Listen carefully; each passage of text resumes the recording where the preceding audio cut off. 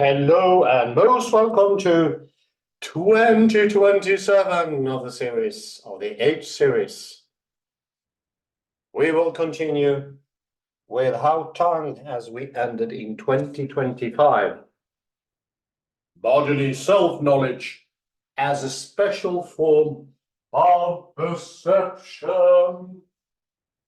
Of perception. Of perception.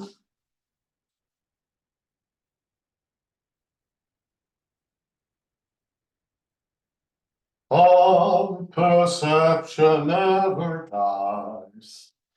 Perception is so interesting indeed.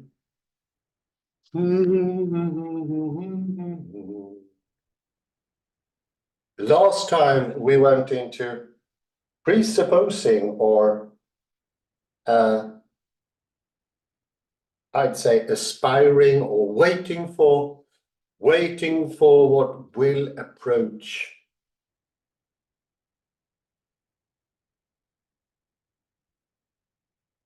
And how proprioception is the grand zero of everything, the zero. And nothing that gives possibility for everything. And it includes not only the real, but also what do not exist. Whereas the secondary thing, the M awareness, is definite, it's decided, it's explicit. It's the material for ChatGPT, AI. Touch and proprioception are interdependent. Yes, they are connected. One could say that they are mirror images of each other.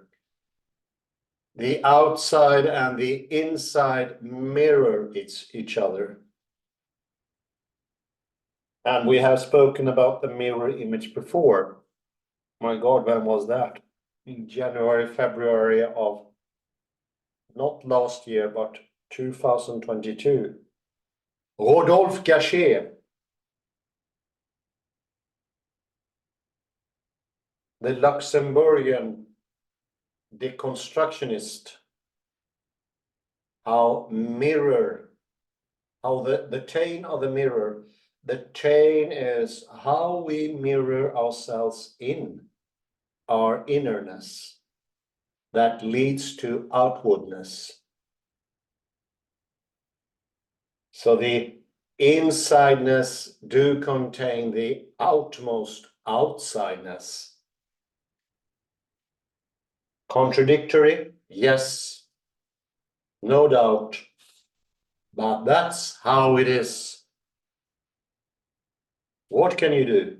Que sera, sera. Que sera, sera.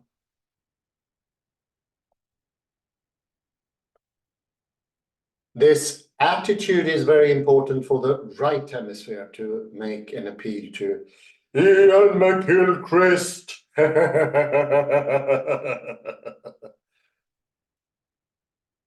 He says the left hemisphere is the attitude of preemptively, before things, decide that everything are objects, or everything is consisting of atoms,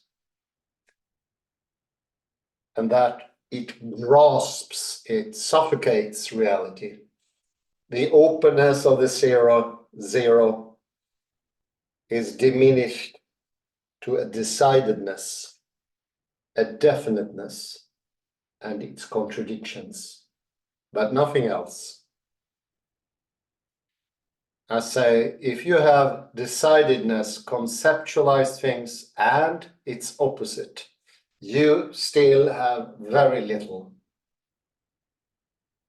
It's incredibly limited.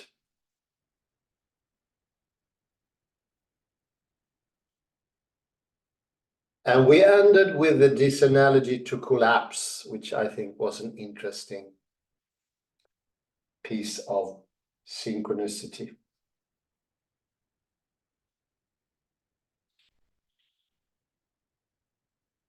I continue. The last paragraph on page 89. 89!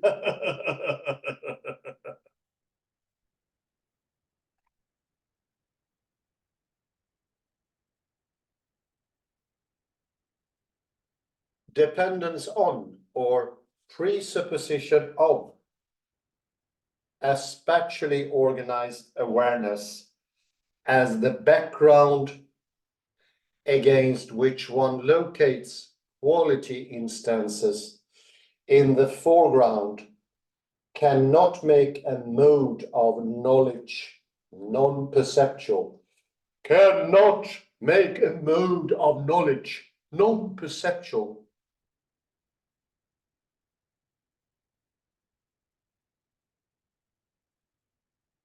Otherwise, touch would be non-perceptual.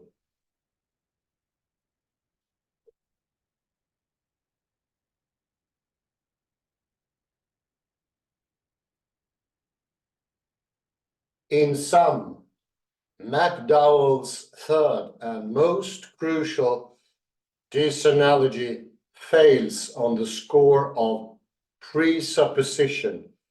Presupposition.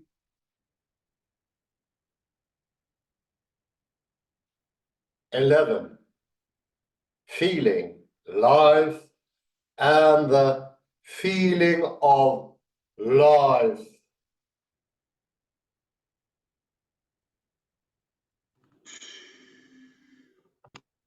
Life. This flow, this wave. What about the other score, enabling?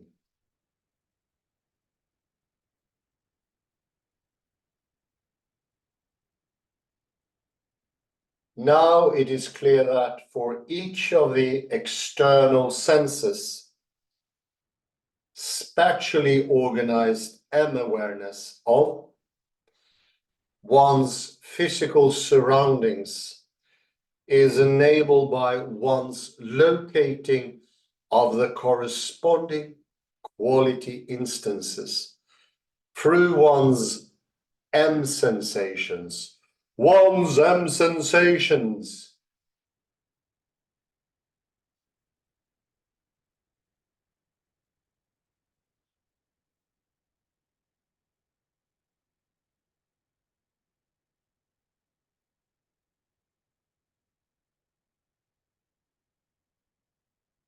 So the crucial question here is whether spatially organized awareness of one's bodily self is enabled by one's locating of inner dynamic qualities through corresponding dynamic sensation.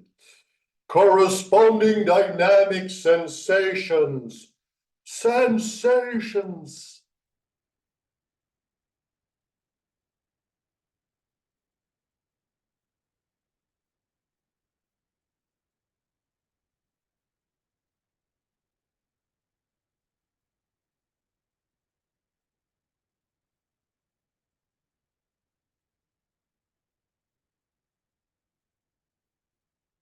This question is crucial. It is crucial because if these sensations do play this enabling role,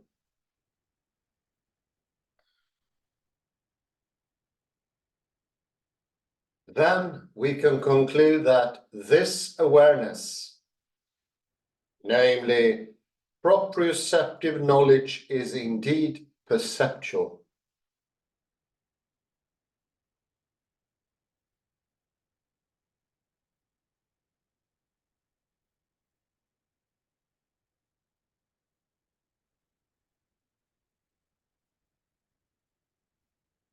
McDowell's answer to this crucial question is negative. Ah, why?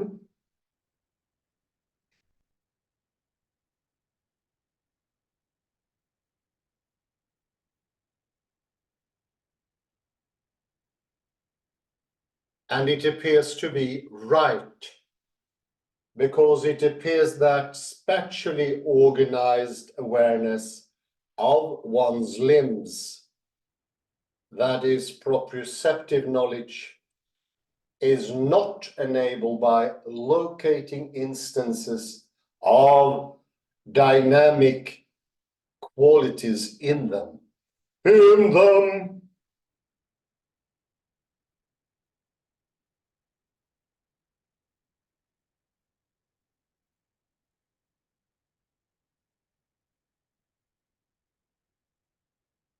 Thus, for instance,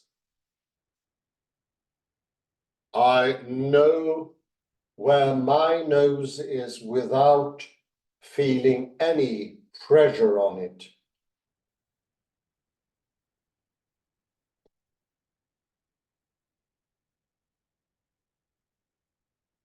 I know how my limbs are arranged when lying down in relaxation.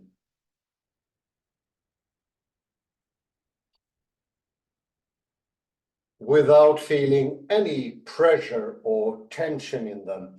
Pressure or tension.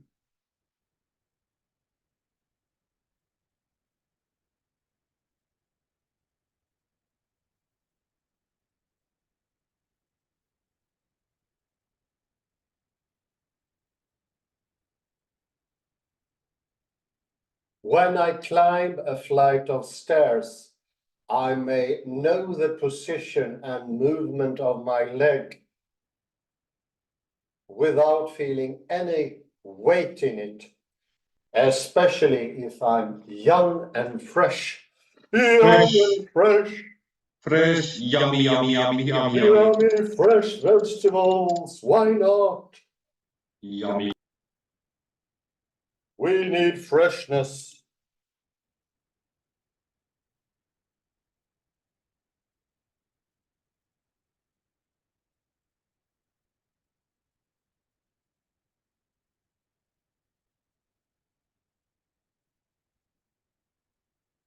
Examples like these suggest that proprioceptive knowledge is independent from locating dynamic qualities through dynamic sensations. Dynamic sensations.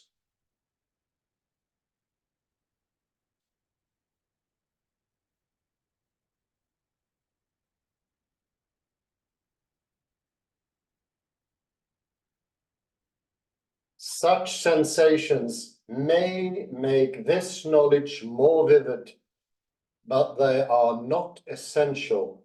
Not essential.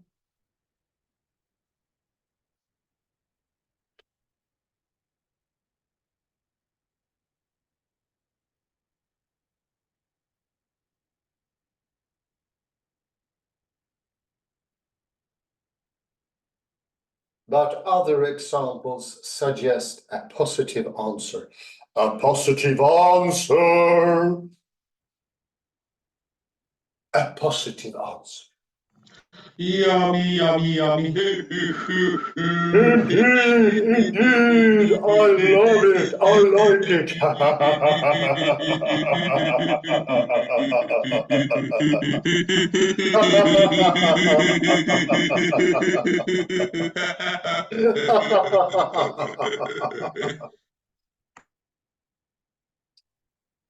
If I bend my thumb,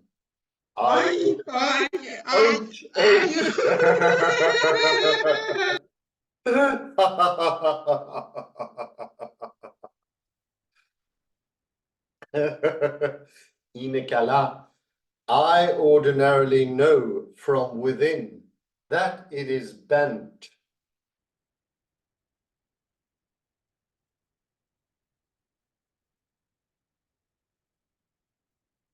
but this knowledge does seem to depend on locating tensions in the thumb via sensations of tension.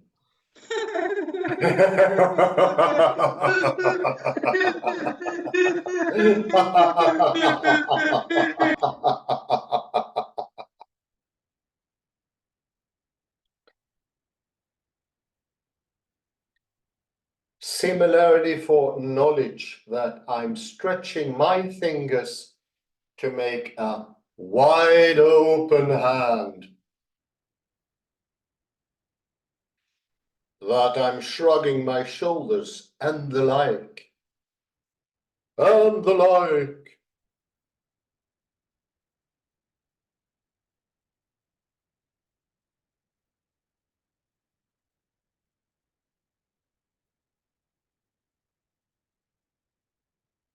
McDowell would reply that these examples involve action or activity and should be treated as examples of practical knowledge in Anscombe's sense, whereas having one's limbs arranged in a certain way is not in general a case of activity.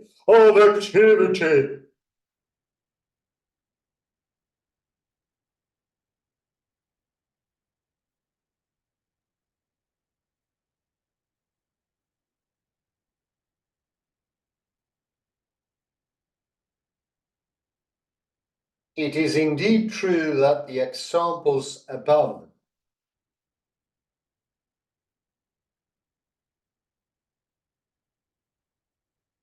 involve intentional actions, and that a full account would require discussing them under the notion of practical knowledge.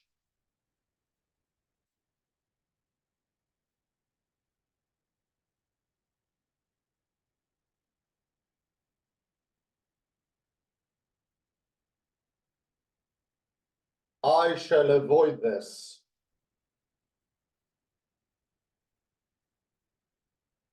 For the sake of a sharper focus on my quarry here, on my quarry here.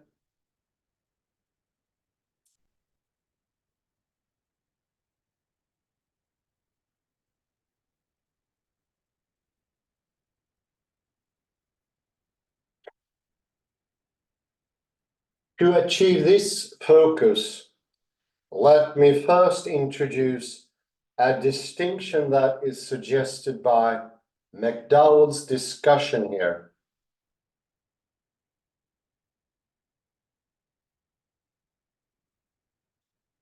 Namely, the distinction between the body in action or in activity and the body in repose.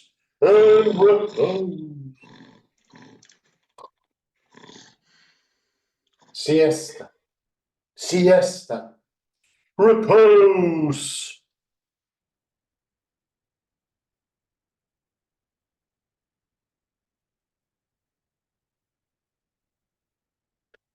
I shall then focus on the second case, the body in repose,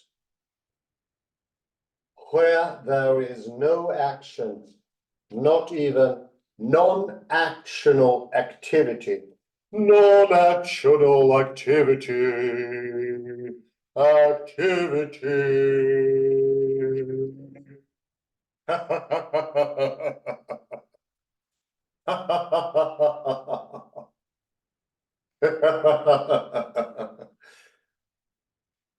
The body in repose is a state of bodily being crucial to the idea of proprioception as a special form of perception.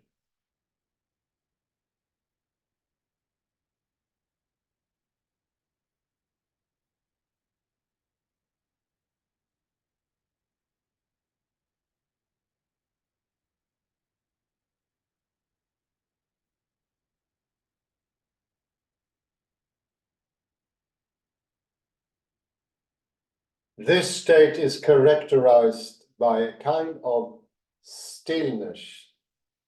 The body in repose is quiet, without any stir, like a body of perfectly still water. Water, waterlody.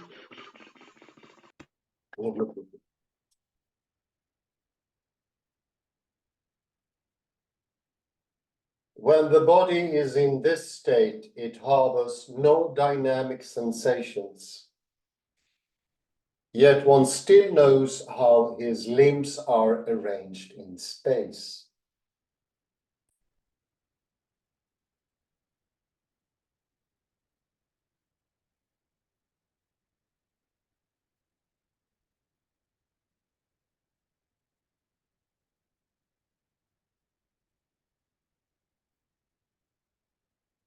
So McDowell's negative answer above holds particularly well in this case.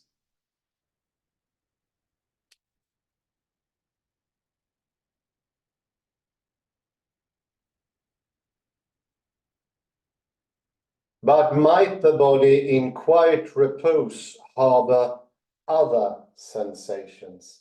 Other sensations.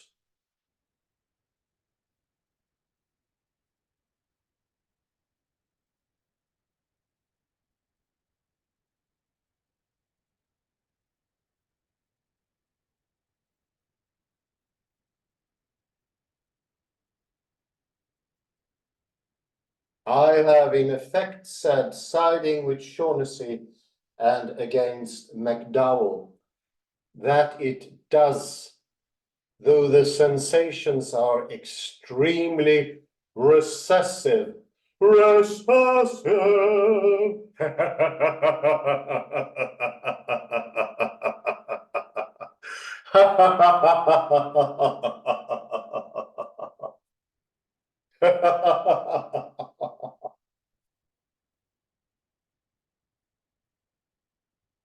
But it is perfectly fair to ask, what sensations?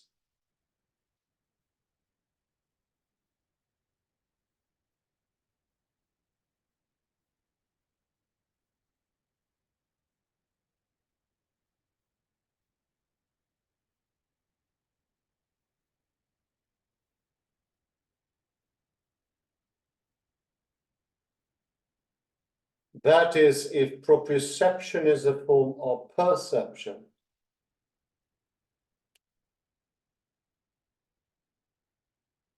By sensation of what quality is space?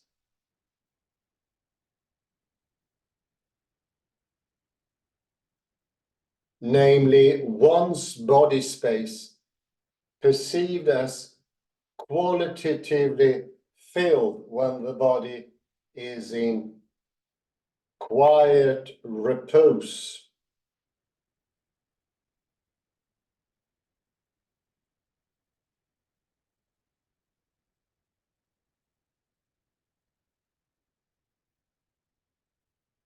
The answer is by the very feeling of life. Life! Life!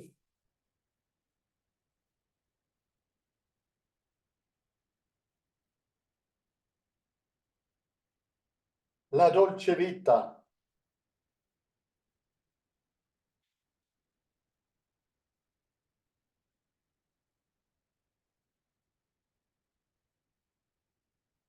Here, I am embarrassed by language, for what I have just called the feeling of life is actually better characterized as something nameless.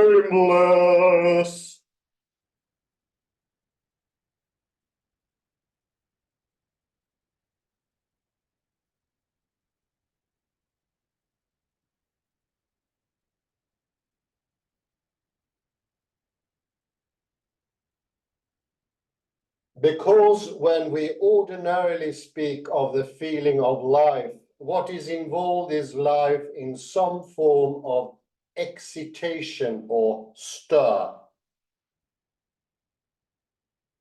whether active or passive, whereas what is involved here is life in quietude. In quietude.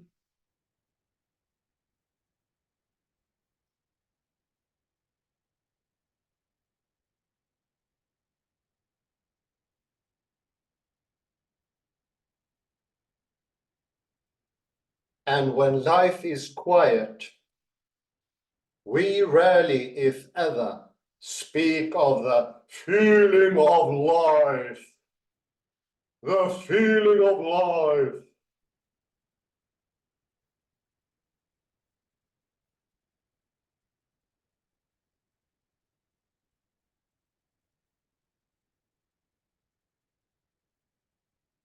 So it has no name, has not broken into language.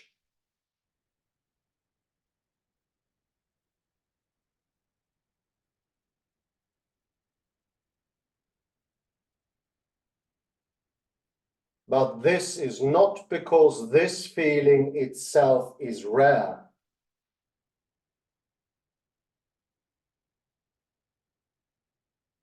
But precisely because it is extremely common and primitive.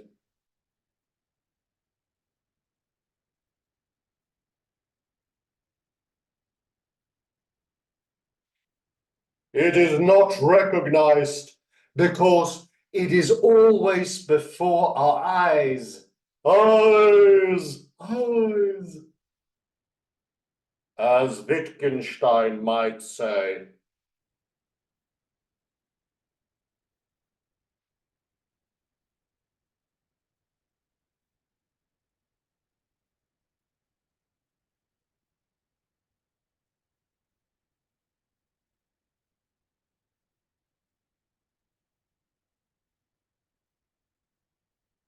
This feeling is, in a sense, our oldest and most familiar home. A silent background to all the stirrings of life.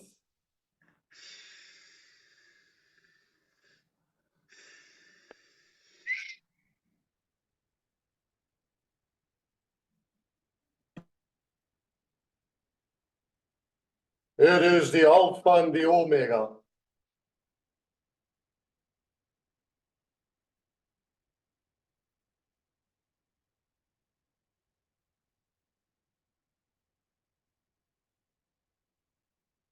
We must tread very carefully here,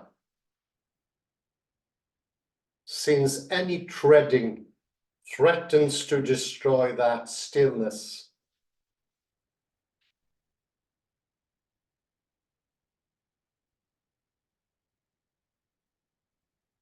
Let me begin with some remarks inspired by Anscombe when she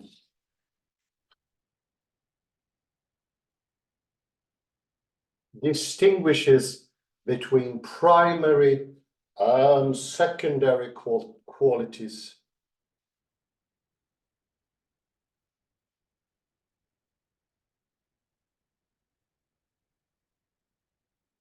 A primary quality is either one, substantial, or two, non-substantial, but still substance involving, while a secondary quality is neither.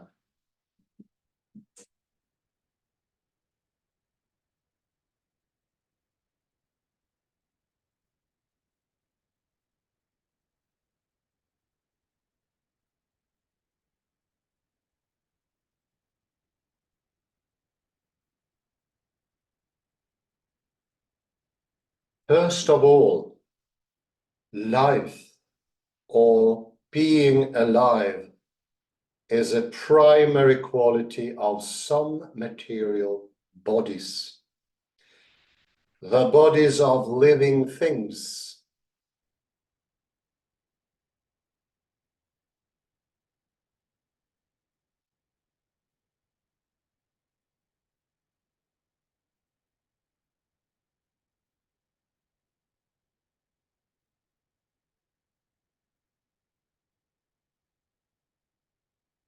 Our concern is not with life in general, but only with animal life.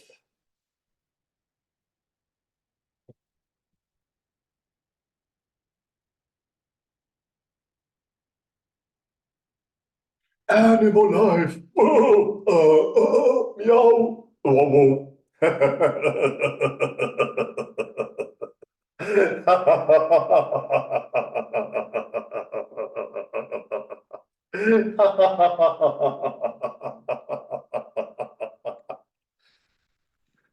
Woof, woof, meow. Woo.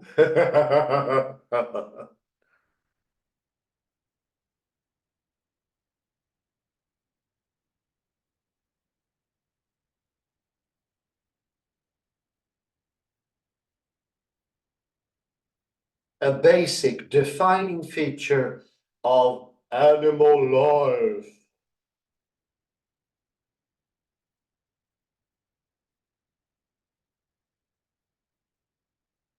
is the capacity for sensation, all feeling, all feeling.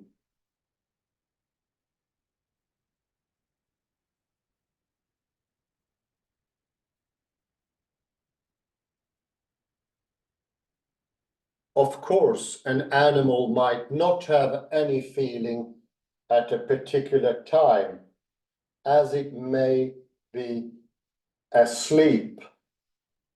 But there must be times when it is more aroused states, involving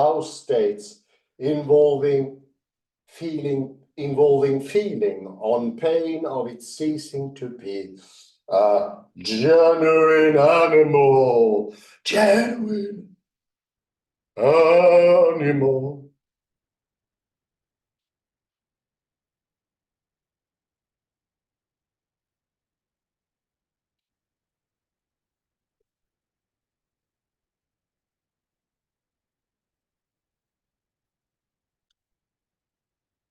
Animal life must sometimes stir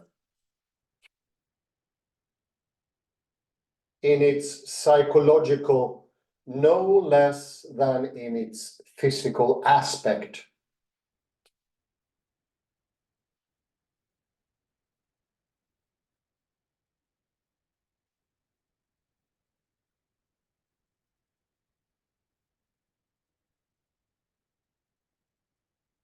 But between life astir and life psychological, no less than in its physical aspect.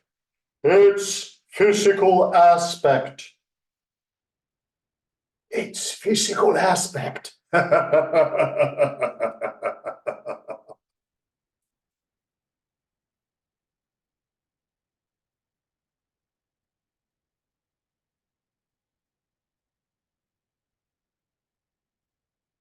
But between life astir and life asleep, there's an intermediate state, namely life awake.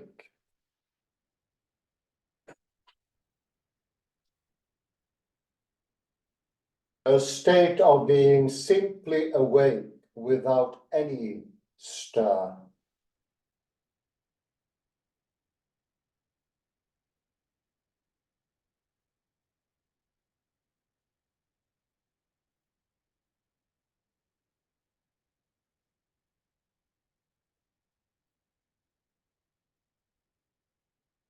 This state is higher than being asleep in the sense of more aroused.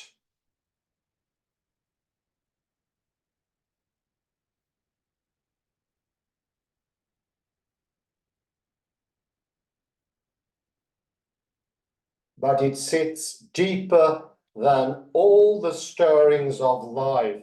All the stirrings of life.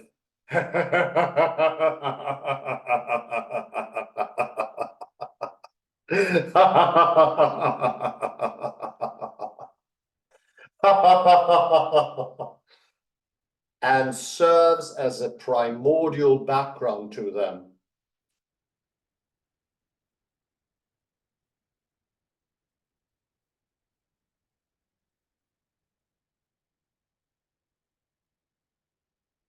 It is, so to speak, the rock bottom state of conscious life. Of conscious life.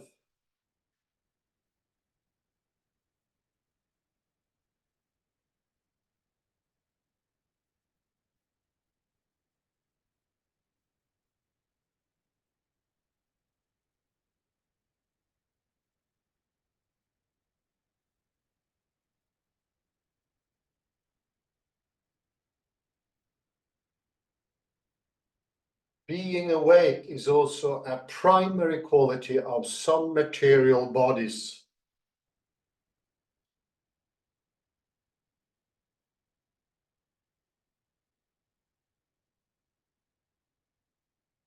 Namely, the bodies of animals.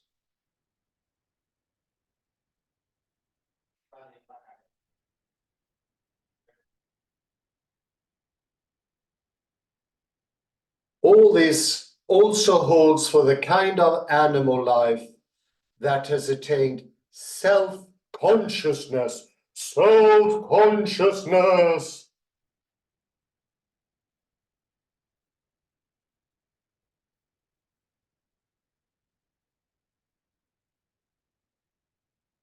That is our own human life.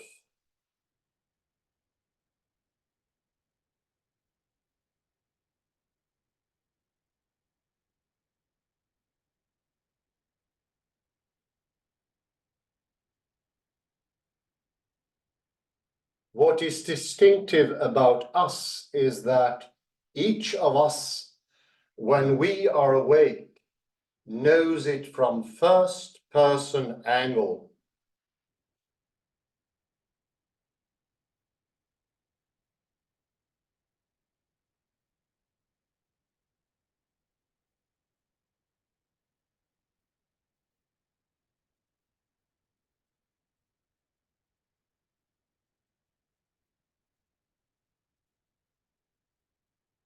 And this piece of self-knowledge is internally related to its object.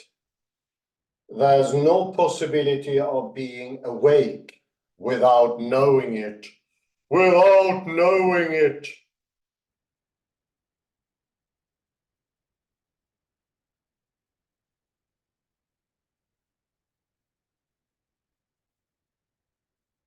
This kind of wakefulness must be distinguished from another purely intellectual kind. Intellectual kind. This latter kind of wakefulness is exemplified by the Cartesian cogito and the corresponding bit of self-knowledge. The Cartesian sum is also internally related to its object. To its object would be my final words, that it's time for a pause.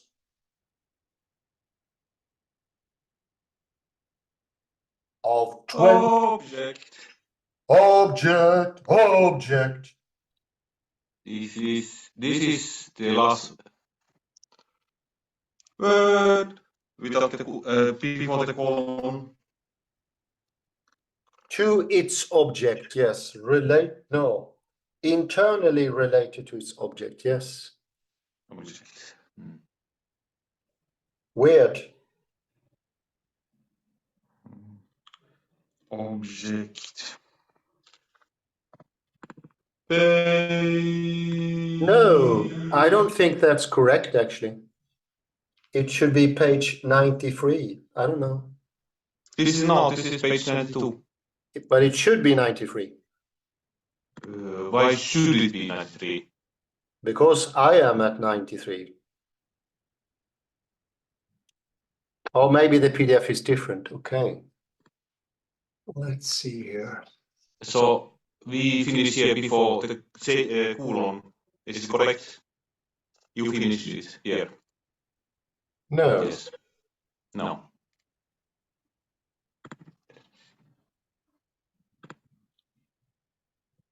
Ah, you mean this one? Okay, okay, Oh, okay. yeah. Now I get it. Okay, thank you. Excuse me. Object, object. Object. Page 93. 93. 93. Yum, yum. 93. So I will go for some quotes now with your permission, Kalle. With your kind permission, could we go to Yes. page 91 or 90?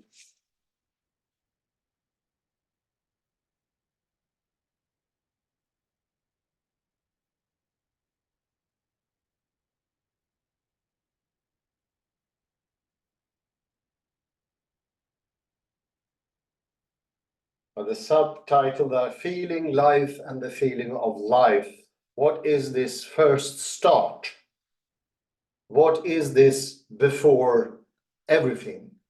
Before M awareness or M sensations?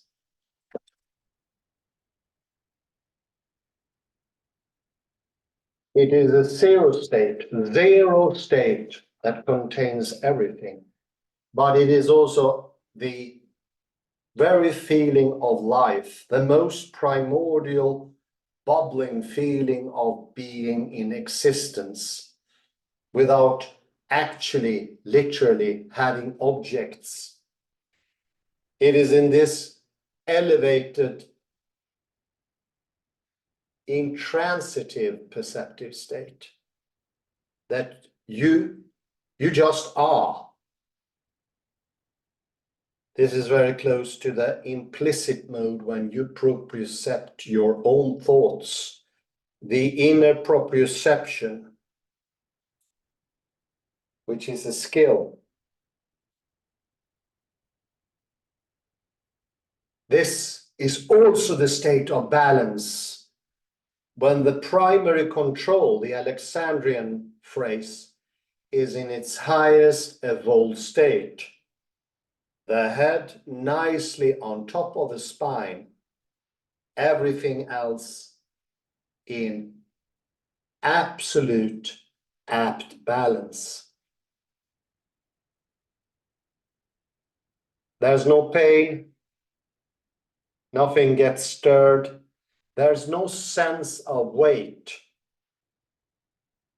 Now it's T1 muscles, the posture muscles that are doing their work, which they do if we don't start with M sensations or M awareness. You have this wonderful feeling of weightlessness, of joy, warmth. This is the right hemisphere when it is at its best. It is of no need for anything. It doesn't have to have objects. It can have them, yes, but it's not surging for them, absolutely dependent of them, or anything like that. We go to the third or the second paragraph, the second large paragraph under the subtitle at least.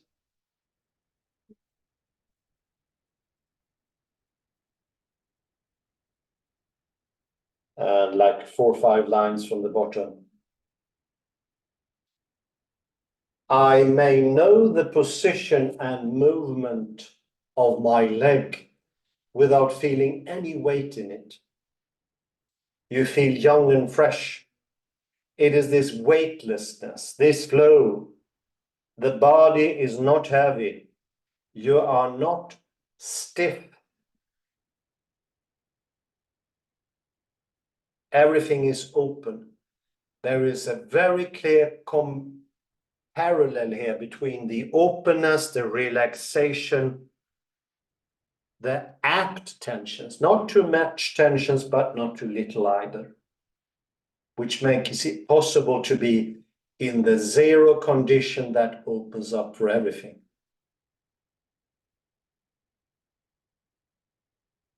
That position is both physical and mental. It is not as biased as the L hemisphere, the left hemisphere biased way. We may go to page 91.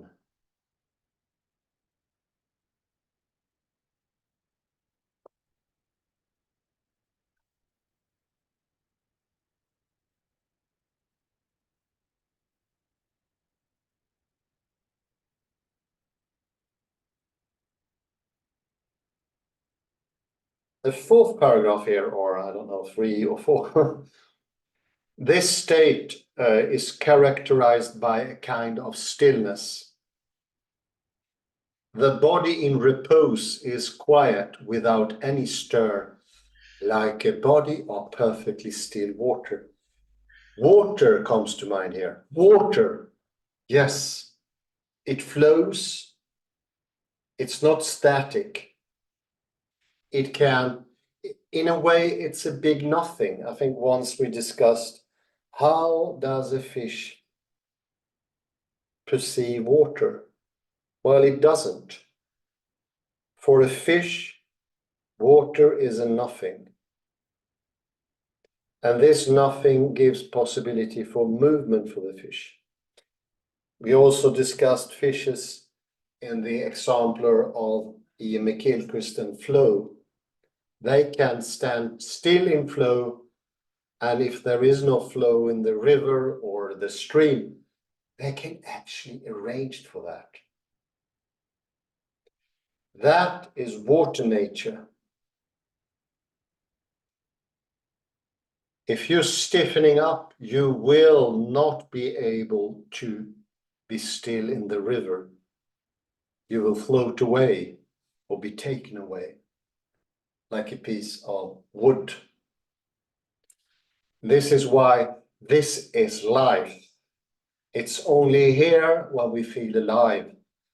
And I say this is also sense of love, caring, which is very important. It's right there in proprioception. Something mentioned both by David Bohm and Edward de Bono. The asymmetric state, he called it, which is the more encompassing, less fixated, harsh, where all is allowed, both the real and the imaginary. It's so nicely put in the penultimate paragraph to the end. Same page. Same page. This feeling is, in a sense, our oldest and most familiar home, a silent background to all the stirrings of life. Here we are in the flow, and we can be absolutely still as well. But it is a silent background, sort of zu handen. But still, this is our safety. This is what we can sort of use as support in the life. And oddly enough, as we see for Ian McGilchrist and others, this is the sine qua non, the presupposition for understanding anything that comes later. For the understanding of what here is called perception, or as I call awareness, having objects, making distinctions, doing concepts, all that is possible only to the degree that we have this openness. Then all things are allowed. It's alive. Life is mentioned 4 or 5 times here. This is the feeling of life itself, going through our veins. The observer is here. Quantum mechanically, the observer is active in proprioception. If you're not proprioceptively skilled, there will be no flow of energy, no life.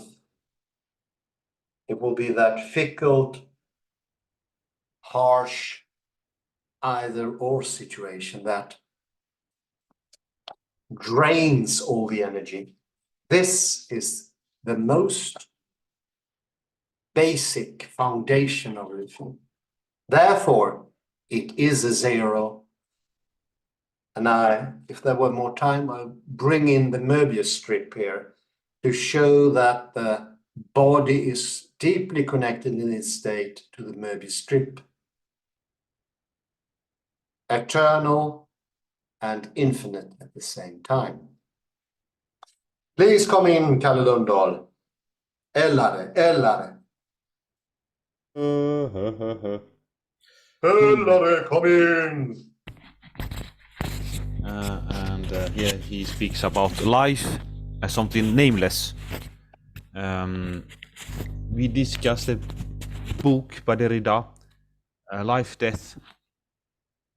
Oh yeah, I remember that one. It's a good one. This summer 2023, and Derrida pointed out that it's not enough to make life into a participle living, to make it living, so to say. You must also treat it actively, so to say, as. Indeed.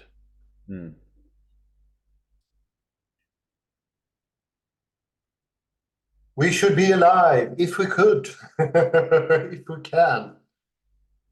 And Heidegger had he emphasized much the thing about being awake. Oh yeah. And he distinguished between authentic and inauthentic living. Heidegger thought that many people live inauthentic lives. They need to be waken up, so to say. Yes, exactly. It's always the possibility of waking up to authenticity. Oh, very good. Coming alive again and seeing things afresh. And he speaks about being sleep also. We had discussed consciousness in the past, especially in relation to Penrose Hameroff, who distinguished between different states of consciousness. Oh yeah. That's important to know. I think that's a difference to animals. I don't know. Yeah, perhaps there's a simplification from my side that animals doesn't have these different kinds of consciousness. Perhaps they have, who knows, but. Well, possibly they have some degree of life to them, but maybe not the highest forms. Possibly, I don't know. Yeah.